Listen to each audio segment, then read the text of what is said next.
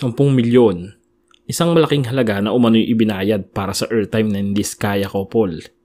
Sa mga sikat na broadcaster na sina Corina Sanchez at Julius Babaw. Pero totoo nga ba ito?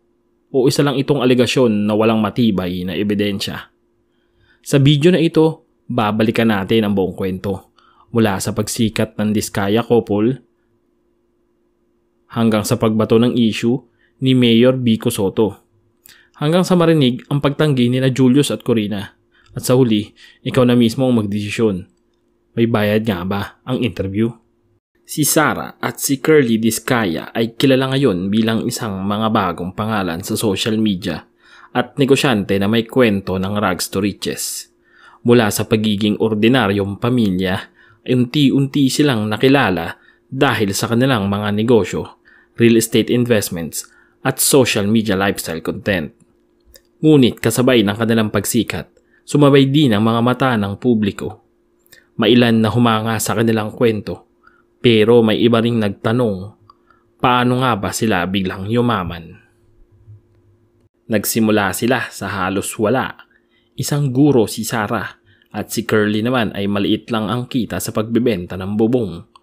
Matinding pagsubok din ang kanilang napagdaanan.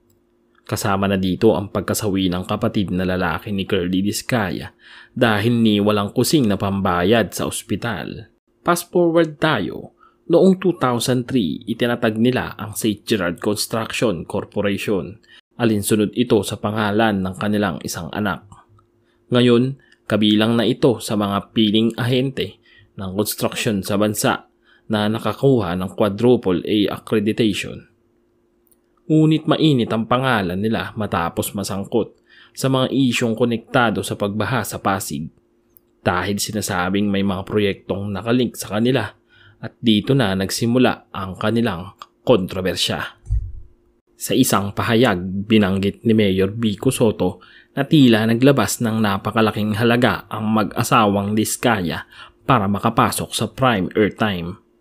Ang figure na lumabas, 10 milyong piso. Ngunit agad niyang nilinaw, ito raw ay approximation lamang, hindi eksaktong halaga. Sa madaling salita, sinasabi niyang may malaking investment na nangyari para sa exposure ng dalawa. Unang nagsalita si Julius Babaw. Ayon sa kanya, mali ang aligasyon. Ang kanilang feature daw ay isang lifestyle story lamang, hindi investigative news. Layunin nitong ipakita ang inspiring journey ng Diskaya couple. Mariin niyang itinanggi na may halagang 10 milyon na ibinayad.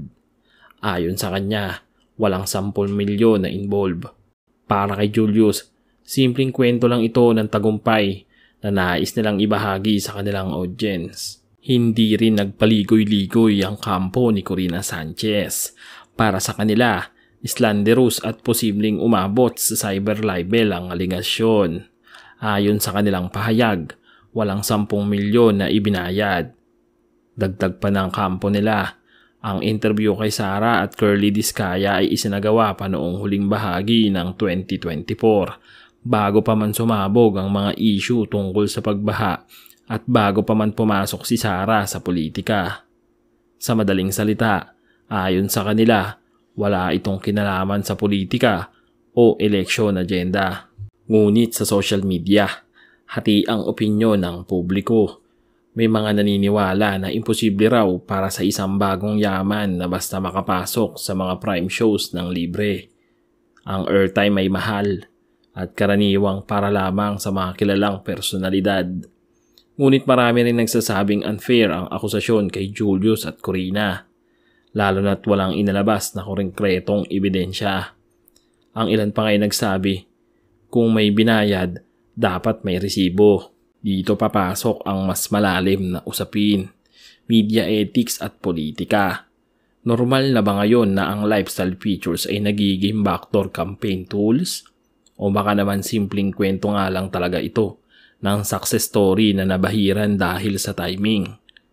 Ang malinaw, sa politika, perception is everything. Kahit walang ebidensya, kapag nagdikit ang pangalan ng isang personalidad sa pera, bayad o vested interest, mabilis itong kumalat at mahirap nang burhin. Sa ngayon, Malinaw ang posisyon ng lahat. Itinatanggi ni na Julius Babaw at Corina Sanchez na may bayad na naganap. Si Mayor Vico Soto naman nanindigan sa kanyang mga obserbasyon na malaki ang ginastos para sa airtime. Kahit hindi eksaktong 10 million, walang resibo, walang konkretong ebidensya. Meron lang ay salita laban sa salita. Kaya ang tanong para sa inyo, pabayad nga ba? O isa lang itong political spin sa gitna ng malaking aligasyon? I-comment mo ang inyong opinion sa baba at huwag kalimutang i-like at i-subscribe para sa mas malalim na kwento tungkol sa mga isyong kinakaharap ng ating bansa.